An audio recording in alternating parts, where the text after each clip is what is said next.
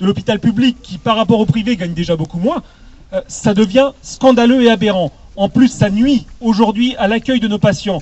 Il y a la pression qui est faite sur les salariés, je le disais, avec le travailler plus pour gagner rien, mais le matériel que nous avons, un camion de SMUR, je vois un ambulancier SMUR là à 300 000 km, ça commence à devenir pas très sérieux. Des respirateurs qu'on devrait même plus utiliser, mais sauf que ça fait 2 ans qu'on n'investit plus sur cet hôpital. On nous présente par voie de presse un bilan comptable en équilibre à 200 000 € près. Je vais leur donner la meilleure méthode. Fermer l'hôpital, on sera à l'équilibre.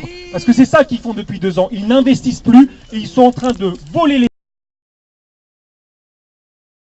C'est pas aux salariés de payer la dette des gestionnaires.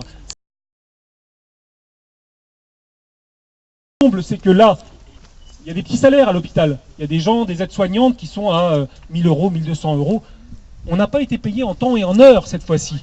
Des gens se sont vus attribuer des agios par les banques parce que les payes ont été payées le 2 avril. Parce qu'on fait tourner le plus longtemps possible les sous. C'est ça la réalité. Et on accuse la Banque de France.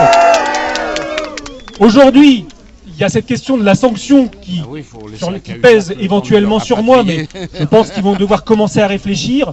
Et puis il y a aussi le fait qu'il faut maintenant se mettre autour d'une table avec cette direction, parce qu'à un moment donné, voilà, c'est avec cela, et il va falloir discuter du temps de travail des salariés de cet hôpital, des médecins, des aides-soignantes, des infirmières, et y compris de ce qu'on voit avec...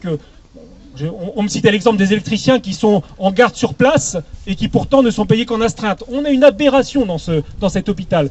C'est tous les hôpitaux de France qui subissent cette crise et ces restrictions budgétaires. Mais à un moment donné, vouloir me sanctionner parce que je m'oppose à leur logique de faire travailler les médecins 48 heures, un temps de travail complètement illégal, faut quand même se rappeler, sur aucune loi, là on touche l'absurde. On est dans l'autoritarisme, on n'est même plus dans un état de droit. Donc, je vous remercie d'être tous venus là. Il va y avoir normalement Patrick Pelou qui doit intervenir, mais je pense qu'il est encore avec les journalistes de France 3, puisqu'on fait un duplex avec la région. Juste une remarque. On avait décidé d'aller porter cette parole devant nos administrateurs au conseil de surveillance. Il y en a un, celui-là ? Oui. Non mais toi, c'est la CGT.